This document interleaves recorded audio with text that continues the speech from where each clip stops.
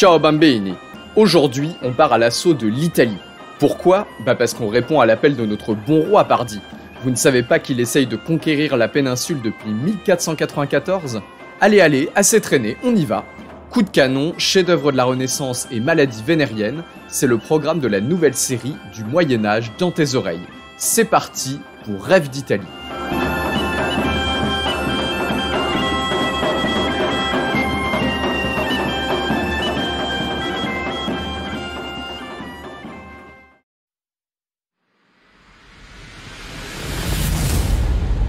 Dans cet épisode, l'Italie est un champ de bataille permanent. À force de s'écharper entre eux, les États ont produit une flopée d'exilés.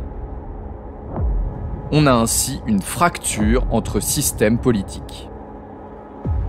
Vous écoutez Rêve d'Italie, épisode 3, Par-delà les Alpes, l'Italie au XVe siècle.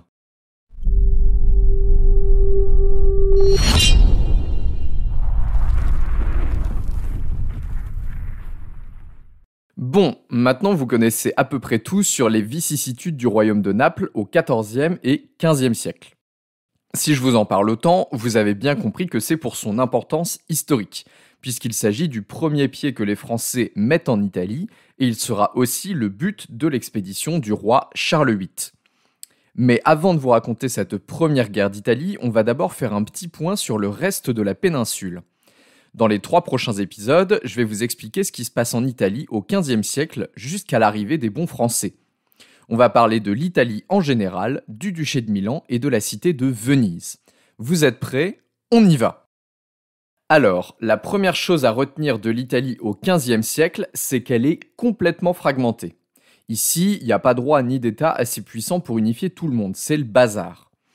À l'époque, on va compter 5 États d'une certaine puissance. Le royaume de Naples, que vous connaissez bien, les territoires du pape, qu'on appelle les États pontificaux, la République de Florence, même si elle n'a plus de république que le nom à cette époque-là, le duché de Milan et enfin la cité de Venise.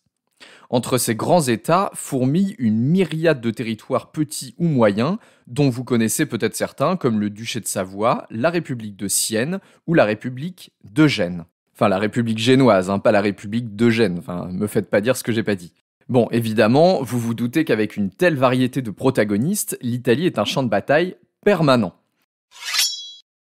Guerres, raids, assassinats, intrigues et empoisonnements sont très fréquents dans cette péninsule où chaque État cherche à s'étendre aux dépens de son voisin et où les alliances sont aussi mouvantes qu'éphémères. Au milieu de ces cités qui s'écharpent émerge une figure particulière, celui qu'on appelle le condottiere. Alors c'est qui le condottiere? En fait, c'est ni plus ni moins qu'un entrepreneur de guerre, un chef qui emploie une bande de mercenaires et qui se vend à qui veut bien le payer. On les appelle comme ça parce qu'en fait, ils signent avec leur employeur un contrat qui s'appelle la condotta, qui fixe tous les éléments de leur relation de travail, notamment leur salaire et le nombre d'hommes qu'ils sont censés apporter. Et au XVe siècle, l'Italie fourmille de condottieri, c'est le pluriel de condottiere. Il faut dire qu'il y a une sacrée demande, mais aussi une sacrée offre, puisqu'à force de s'écharper entre eux, les États ont produit une flopée d'exilés, de rejetons d'anciennes familles princières et de nobles désœuvrés qui gagnent leur vie à la pointe d'une épée. Mais pourquoi tant de haine? Pourquoi est-ce que les Italiens du XVe siècle passent leur temps à s'entretuer? L'instabilité, en fait, elle existe à tous les niveaux, entre les États, entre le pape et l'empereur, qui revendiquent tous deux une certaine forme d'hégémonie sur la péninsule italienne, et même au sein des cités où différentes factions se livrent des luttes intestines. Mais alors, pourquoi? Pourquoi l'Italie ne parvient-elle pas à s'unir, à construire un État fort, propre à faire cesser ces guerres permanentes? Bon, déjà, ne donnons pas trop de leçons, nous autres Français. Puisqu'au même moment, la France est dans un bordel tout à fait comparable avec la guerre civile entre Armagnac et Bourguignon qui dure de 1407 à 1435. Mais il est vrai que petit à petit, la monarchie française parvient à reprendre pied et à la fin du XVe siècle, le roi de France peut compter sur un territoire uni derrière son pouvoir. En Italie, c'est une autre histoire. Et pourtant, les Italiens ils sont conscients de leur unité culturelle. Des poètes comme Dante, qui est mort en 1321, Pétrarque, qui est mort en 1374, où Boccace, qui est mort en 1375, célèbre la culture italienne et sa langue, en l'occurrence le toscan, qu'on parle à Florence. Mais cette belle littérature ne suffit pas. L'Italie est irrémédiablement divisée.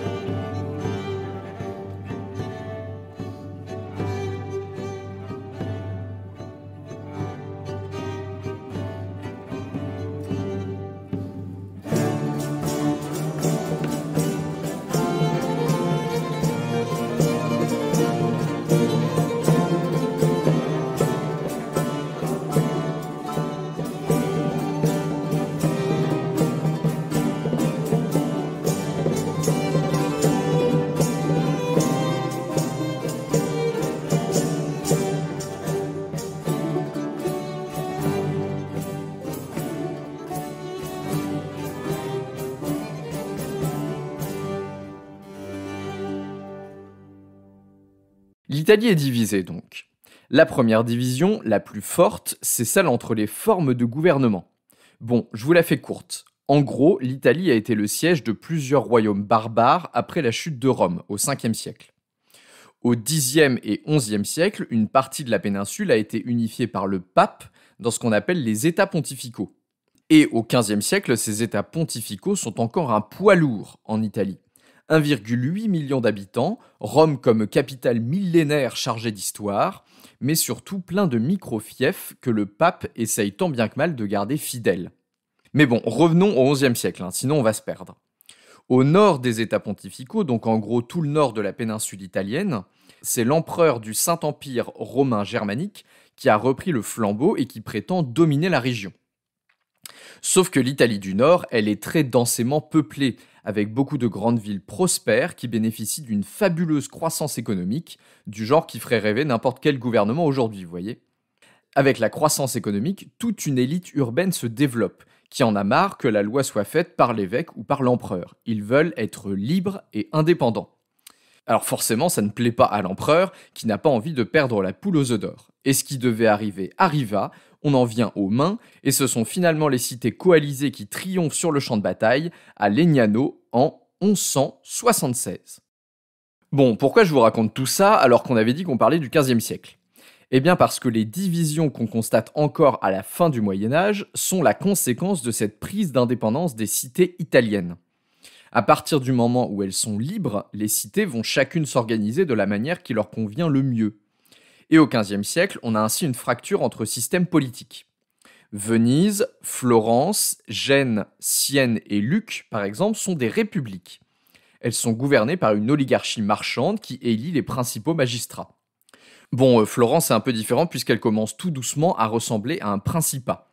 En gros, la lutte entre le parti oligarchique et le parti du peuple se résout en 1434 lorsque Cosimo de' Medici, qu'on appelle chez nous comme l'Ancien, met tout le monde d'accord en prenant le pouvoir. Dans les faits, la République existe toujours à Florence, mais le pouvoir appartient de facto aux Medici. Vous connaissez d'ailleurs sûrement le plus connu d'entre eux, Lorenzo de' Medici, Laurent le Magnifique si vous préférez, qui détient le pouvoir dans la capitale toscane de 1469 à 1494. D'autres cités, à l'inverse, sont devenues des principats, c'est-à-dire qu'elles sont gouvernées par un prince héréditaire, ou en tout cas qui aimerait bien l'être. C'est bien sûr le cas de Milan, avec la dynastie des Sforza, dont on va reparler dans le prochain épisode. Mais c'est aussi le cas dans toute une myriade de petits États. Le duché de Savoie et celui de Ferrare, par exemple, ou le marquisat de Mantoue. Au sein des cités et entre les cités, on a donc une première fracture entre les partisans d'un pouvoir fort et les partisans d'une république qui donne le pouvoir à des magistrats élus. Et comme si ça ne suffisait pas, la partie nord de l'Italie est divisée en deux factions. Les Guelfes, qui sont les partisans du pape, et les Gibelins, qui sont les partisans de l'empereur. Ce ne sont pas vraiment des partis au sens où on l'entend aujourd'hui quand on dit parti politique, mais plutôt des courants dans lesquels s'inscrivent les grandes familles des différentes cités. À Gênes, par exemple, existe une rivalité ancestrale entre les Grimaldi, la famille guelfe par excellence, donc qui est du côté du pape, et les Doria, qui ne jugent que par le parti gibelin, donc du côté de l'empereur. Encore de belles occasions de se taper dessus et de donner du travail au comte de Thierry. Bon, je crois qu'on va s'arrêter là, c'est déjà bien assez complexe. Dans les 2 prochains épisodes, on va se pencher sur 2 cités en particulier, qui ont toutes deux cherché à construire une forme d'hégémonie et à donner à l'Italie cette unité qui lui manquait. On se retrouve donc bientôt pour parler des 2 joyaux du nord de l'Italie, Milan et Venise. À la prochaine!